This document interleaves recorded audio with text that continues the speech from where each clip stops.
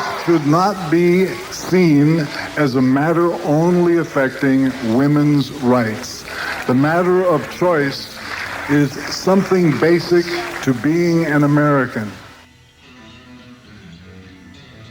The matter of abortion should be a matter of personal choice. It's your body. You figure it out. And the government should stay out of your bedroom and out of your underpants.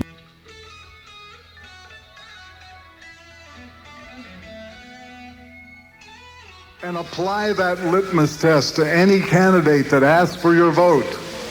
Are you pro-choice? Not just about abortion, but do you want to leave America as a place where you can have a choice? Get the government out of your bedroom, out of your underpants, and put them back to work where they belong.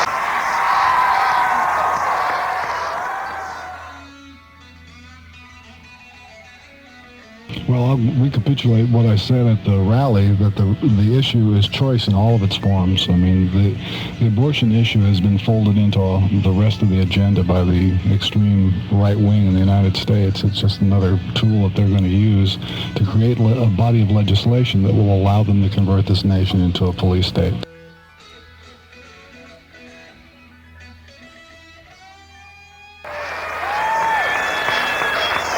It should be clear from recent events that the enemy that America must face is not the communists over there. It is those deranged right-wing lunatics right here in America.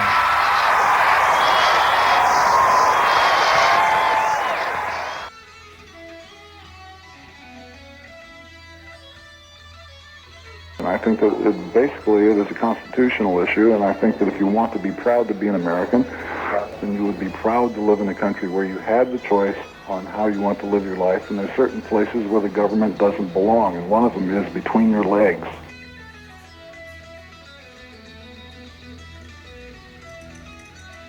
When someone is anti-choice, they are anti-American.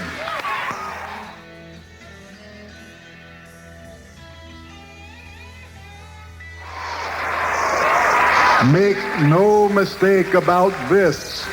Those people you see on the freeway with the fish on the back of the car, that's the enemy.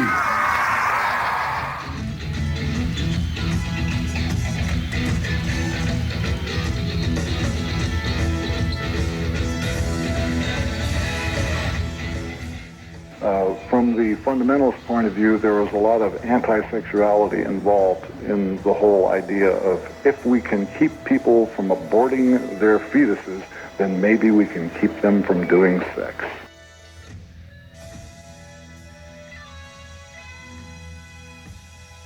Extreme right-wing political thinkers in the United States to change this from a country which has always been a pro-choice country to a no-choice country.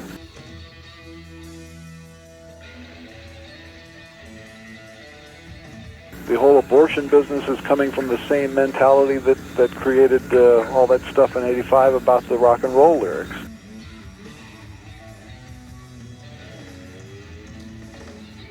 Well, I'm still upset about that Supreme Court ruling on the abortion situation, because my belief is this is not just an argument between people who think abortion is good and people who think abortion is bad.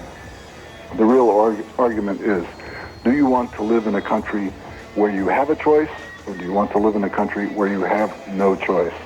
This is a battle between the pro-choice people and the no-choice people.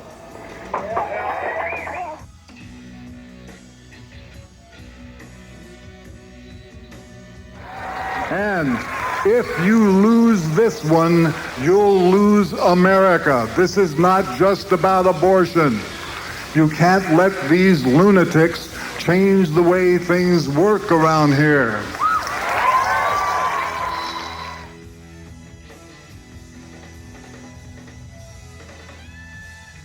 So anybody following the abortion issue in the news has to realize that whatever is reported, the reportage has been consistently slanted to favor of the anti-abortion forces.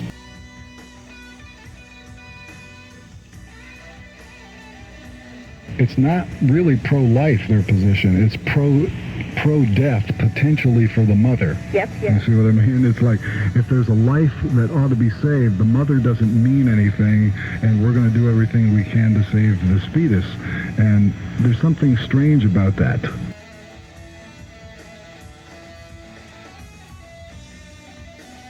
The discussion about whether or not a fetus is viable is kind of moot, because the mother is already viable, and she's alive, and she should be protected.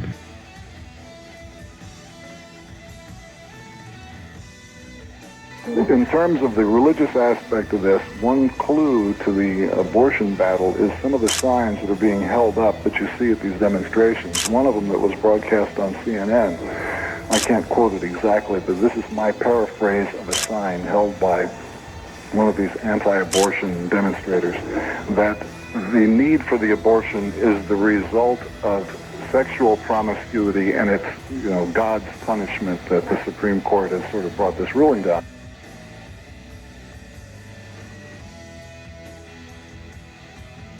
Most of the people in the United States really believe that that's a matter of personal choice, should not be legislated, and the decision should be based on your own personal religious and ethical beliefs, and it should be left at that.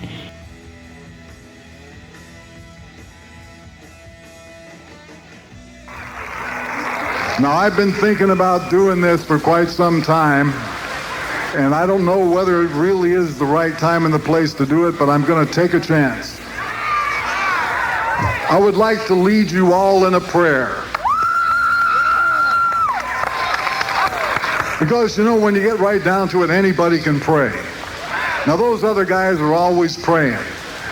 So let's us pray, just for a minute. Repeat after me. Dear sweet Jesus. Don't listen to those other guys. They are not Christians, they are practicing voodoo. Not long ago, they prayed to you and demanded the death of a Supreme Court justice.